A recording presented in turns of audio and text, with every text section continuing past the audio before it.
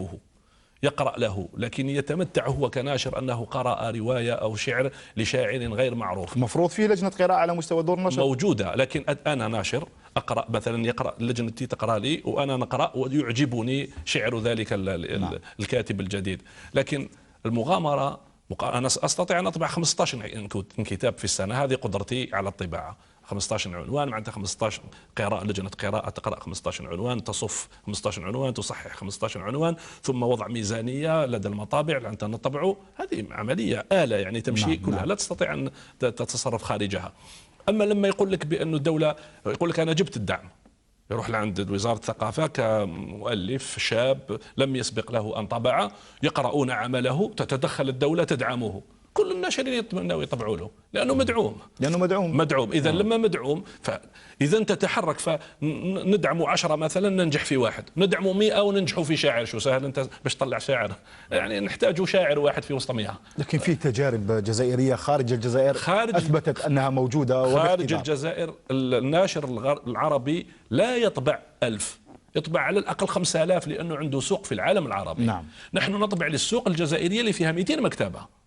إذا ما اشترتش منك الدولة راحت عليك، ما عندكش وين تبيع. وين تبيع؟ وديه المستودع، تخليه في المستودع، تبقى تنحرق مع هذاك المؤلف. هو مسكين مبدع جديد ويتحرق، وانا نتحرق ونقول له خويا روح نديك نوري لك المستودع تاعي واش فيه روايات واش فيه شعر، ما يتشراش. لو كان الرواية الشعر هذا والرواية تشريه الدولة باش تحطه في المكتبات العامة المطالعة ويطلعوا عليه أهل الثقافة، نعم. لكن شاعر مثلا، شاعر يحب الشعر أو مثقف يحب الشعر، حتى يكون طبيب يحب الشعر، يروح للمكتبات يجدها ولا المكتبات صغيرة. نعم. والكتب معروضة من اللور، ما عندوش الحق حتى يجبدوا يفتحوا بشاعر ما يعرفوش، لازم يقرأ له شوية باش يشوف هذا الكتاب الذي لم يراه، ياخذ شوية وقت معه، يشوف فهرس تاعو، يشوف حياة هذا من بعد يشتري الكتاب. لازم المساحات، لازم هذه الأشياء. بالنسبة لقانون الكتاب، أولا نحن كنا نطالب بإصدار قانون للكتاب ينظم مهنتنا، لأن مهنتنا دخلت في فوضى لا نهاية لها. عرفت بعض الدخلاء خصوصا بعد الدعم، فجاء عرفت بعض الدخلاء. نعم أكيد. نعم. يوجد في يعني يقول لك كاين 900 ناشر لا نجدهم على الأرض إلا سجلات تجارية. كيفاش كاين 900 ناشر؟ يروحوا نديروا معرض ونقول لهم يا من أخذتم الدعم تعالوا شاركوا معنا في المعرض. نروحوا المعرض الدولي الآن للكتاب القادم. نعم. ابحث لنا على 900 ناشر هذو، نشوفوهم 900 ناشر اللي داو الدعم تاع الدولة، يلا تفضل عرض فقط دعمك. ما يجيش لأنه موش ناشر، فمش موجود، ما عندوش عنوان أصلا. والدليل طلع على روح مثلا قسم الدعم وشوف رقم هاتفه واتصل به، شوف وش يخرج لك. هذه الأشياء اللي حدثت لنا في المهنة في المطبات اللي وقعنا فيها. لذلك احنا كنا نطالب بقانون الكتاب. طبعا هناك فرق بين قانون الكتاب وقانون بيع الكتاب اللي راه يصدر الآن. هذا مشروع قانون سوق الكتاب. نعم. مشروع قانون سوق الكتاب يصدر أخي الكريم عن وزارة التجارة. نحن نريد قانون كتاب يعرف المؤلف، يعرف الناشر، يعرف الكتاب. نتحدث عن الجانب التنظيمي لمهنة الكتاب داخل مهنة اسمها أو تخدم الثقافة. نعم. لما نمسك قانون أقرأ ماذا؟ الضرائب والغرامات الكلام هذا. رانا نتكلم عن وزارة المالية هنايا. حتى فتح مكتبة بين قوسين، فتح مكتبة للبيع لازم لها لوتوريزاسيون من وزارة الثقافة. إذن وزارة الثقافة. لا، أليس من حق الوزارة التي تقدم الدعم أن تحاسب بالناشر؟ لا أو أن تضبط هذه الحدود؟ ليس. لا، احنا نتكلم عن مهنة الكتاب في الإطار الثقافي. قانون يصدر عن وزارة الثقافة. نعطيك مثال بسيط. أجندة كتاب؟ ليست كتاب. كتاب تلوين كتاب؟ ممنوع في الغرب. في بعض الناشرين يقدمون كتاب تلوين على أساس أنه كتاب ويعرضونه في صالونات الكتاب. لأن القانون غير موجود. لأنك لو تقرأ قانون الكتاب في الغرب تجد أن كتب التلوين ممنوعة ولا تسمى كتابا. أنت لما تمسك كتاب مدرسي مقرر، كتاب مدرسي مقرر، توجد كاف بعد نقاط، أرسم الكاف، بعد مثلا حيوان، ثم حط لك حيوان الآن لون الكتاب، توجد صفحة كاملة فيها 3 أشياء.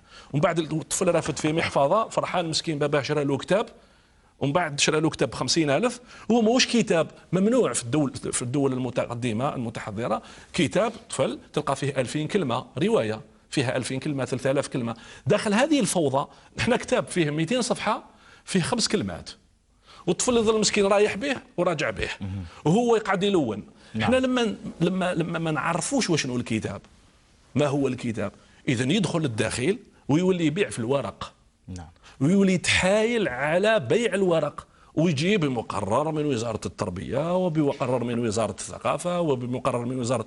لا أخي الكريم، وزارة الثقافة دورها أنها تعرف الكتاب وتعرف الناشر وتعرف المؤلف، ثم تضبط العلاقة الموجودة بين هذه المؤسسات من أجل صناعة الكتاب. أما أن نتكلم عن أشياء ليست هي المطلوبة إخراجها منه، ثم بعد ذلك تقوم وزارة الثقافة بالاتفاق مع وزارة التجارة في محاولة إلغاء الضريبة على الكتاب. هذه اتفاقيات هذه اتفاقيات بين مؤسسات وزارية، بين وزارات. مثلا تذهب وزارة الثقافة وتتفق مع وزارة المالية على إعفاء الكتاب الخارج من الجزائر اللي هو التصدير. طيب محمد أحمد ماضي تحدثت عن مشروع قانون الكتاب وقلت أنه محاولة للاحتكار. من يحتكر من؟ قلت أنه محاولة جهة معينة لاحتكار سوق الكتاب عموما ولاحتكار حتى الترخيص لصالونات الكتاب. مشروع قانون الكتاب، نعم، هذا الكلام قلناه ووزعناه حتى على البرلمانيين. نعم. وقلناه إعلاميا. مشروع الكتاب اللي راه في البرلمان هو يعني مشروع قامت به إدارة، ماهوش مهنيين تاع الكتاب. مشروع قانون الكتاب اللي ما تكونش فيه مهنيين تاع الكتاب هذا مش ممكن. ألا تعتقد أنه عدم اتحاد مهني الكتاب، لأنه مهني الكتاب يعيشون على وقع الصراعات، هو الذي أدى إلى استحواذ الإدارة على سلطة القرار مثلا؟ 100% افتعال. مشروع قانون الكتاب ما مشاش إلى يومنا هذا بسبب صراعات بعض الناشرين. وإن شاء الله راح تاخذوا بعين الاعتبار السيدة وزير الثقافة، هو يعني السبب الوحيد حتى تروح هذه النقابة. والنقابة هذه ما راحتش وما تروحش لأن تخدم بشرعية ونقابة وطنية فتحت الأبواب لقطر كل قطر الجزائر. النقابة الوطنية اللي لاغريمون تاعها هذه يعني وطنية، تخيل 48 ولاية. هي كانت نقابة عاصمية. سياستنا هنا جديدة منذ يعني التأسيس، وراني عن رأس النقابة. النقابة عندي أعضاء في جانات، عندي في تبسة، في عنابة، في ركابي، كل قطر الجزائر. وهل هذا الشيء اللي ما هوش مقبول، ما قبلوش. ولكن يعني إن شاء الله مشروع قانون الكتاب أعطتنا وعد السيدة الوزيرة، وباش هذوما النقاط نقترحوهم ونكونوا معهم في وزارة في البرلمان. نعم. أحمد ماضي، كيف للناشر الجزائري الذي ينشر 1500 نسخة للعنوان ولا توزع؟ 1500 نسخة، وفي بعض الأحيان في حتى 500 نسخة ولا توزع. لأن ما فيهش تخطيط وما فيهش مراقبة بمعنى الكلمة. لأن الدولة الجزائرية دائما تركز على المجتمع المدني، وماهيش حتى الدولة الجزائرية حتى في العالم تركز على المجتمع المدني وباش يكون شريك داخل هذه المؤسسات أو هذه الوزارات، ما يكونش غائب. وهذا الشيء اللي راهم خايفين منه هنا. احنا نكونوا بإذن الله حاضرين في اللجان، وهذا هو الطلب تاعنا، وباش نحميو الكتاب. نروح لك أبعد من هذا. احنا خاطبنا حتى المراكز الثقافية بالخارج. عندنا جالية محترمة والله يبارك، قولوا اللهم ما شاء الله، في كل الخارج، يعني في كندا أو كذا. الكتاب الجزائري موش يخرج إلى الخارج، مش نتكلموا غير باش نوزعوه إلى تندوف أو أضرار. الحمد لله درنا مبادرة النقابة الوطنية وعوضنا، نحينا الاحتكار من العاصمة ومشينا وصالونات وطنية إلى أقصى مكان. درناه في وهران بعد الغياب تاعو 14 سنة، درناه في واد السوف، في بسكرة، في قسنطينة، والقافلة تمشي ماناش حابسين باش نوصلوا الكتاب إلى أقصى مكان ونوصلوه حتى في الخارج. المراكز الثقافية، وأنا راسلنا السيد وزير الخارجية وباش يلقى حل، والكتاب الجزائري يروح للخارج مادام الدولة راهي تدعم في الكتاب. من الكتاب الجزائري لو نتذكروا في السنة الثمانينات كي يجيو جماعة يعني ضيوف من الأجانب يمدوا لهم التمر او يمدوا لهم امور واحده اخرى اللي ما نقولهاش دي كادو.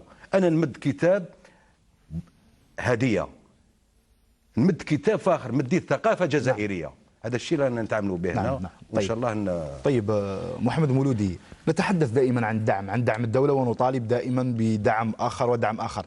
ألا يستطيع الناشر في الجزائر أن يصنع مشهده المكتبي أو حتى يساعد نفسه للنشر من دون دعم الدولة؟ لأنه دائما ما كل شيء نلخصه في دعم الدولة، يعني ينبغي أن يكون دعم الدولة أو لا نصدر كتاب. داخل هذا الواقع لا يستطيع، هذا الواقع الذي نحن فيه، أن يفكر إنسان في إنشاء دار نشر لا بد أن يبدأ من الدعم، وهذا الذي حدث خلال هذه 20 سنة الأخيرة. أنا أقول لك أنه لا يستطيع إنسان أن يدخل عالم النشر لما يعلم المعطيات الاقتصادية. لما تجي دير مشروع أنت دير يونيتود، دراسة تقنية اقتصادية، ما تمشي مش بفارغ، راح تحط دراهمك انت، راح تحط اموال، راح تستثمر، راح تجيب موظفين، تجيب دي كمبيوتر، تجيب ناس تصف، تجيب ناس تصحح، تراجع، الوين في الاخير الى اين؟ نعم. هذا الكتاب احنا خلاص وصلنا وجبنا مؤلف ممتاز وجبناه وحطيناه، الى اين؟ لا يوجد موزعين، اذا مضطر انك تزيد تستثمر. في بعض دور النشر اللي عندها تقوم بالتوزيع في نفس الوقت. هذا خطا، هذا واقع. تقوم بالطباعة وتقوم بالتوزيع في نفس هذا الوقت. خطأ. مهنة التوزيع هي مهنة مستقلة. نعم. لذلك لا يوجد مستثمرين في التوزيع لأنه لا توجد مكتبات.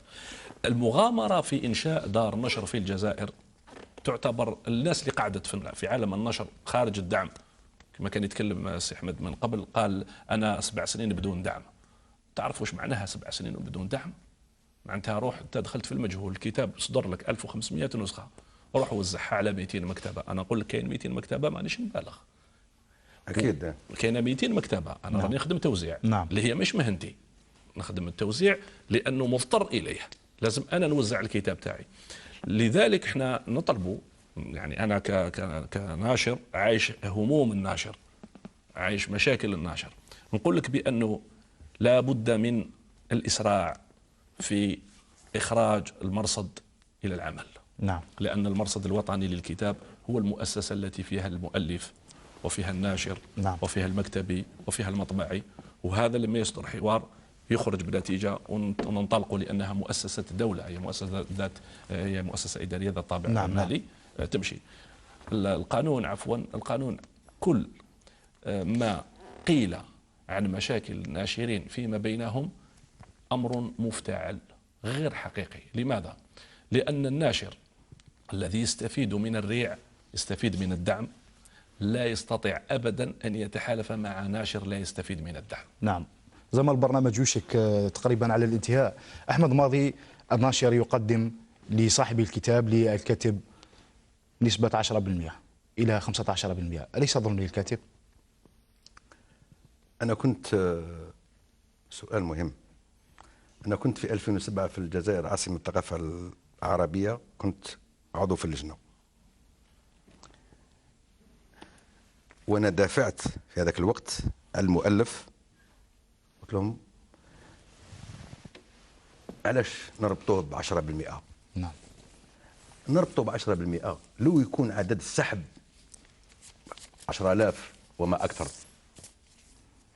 ما دام عندنا 1000 نسخه، لا كونتيتي 1000، ونعطيو له 10%، سي 10% سي والو. نعم.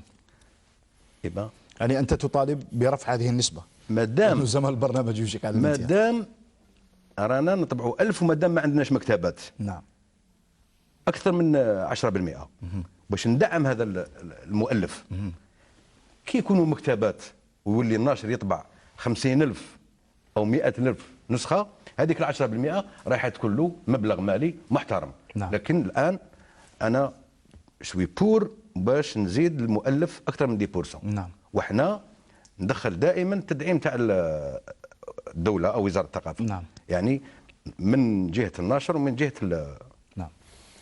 طيب، زمن البرنامج أوشك على الانتهاء. ساعة ثقافة تنتظركم في عدد لاحق إن شاء الله. في هذا العدد حاولنا أن نقترب من راهني الكتاب من خلال إثارة بعض الأسئلة التي تتطرق لواقع النشر. لماذا الناشر في الجزائر ينتظر دائما الدعم؟ لماذا الكاتب في الجزائر يأخذ نسبة لا تبرر هذا العطاء الذي يقدمه الكاتب في الجزائر؟ ولماذا الكاتب في الجزائر يلجأ لدور نشر عربية لتقديم إصداراته سيما في بدايته. كنتم مع عدد جديد من ساعة ثقافة، إلى موعد آخر، سلام.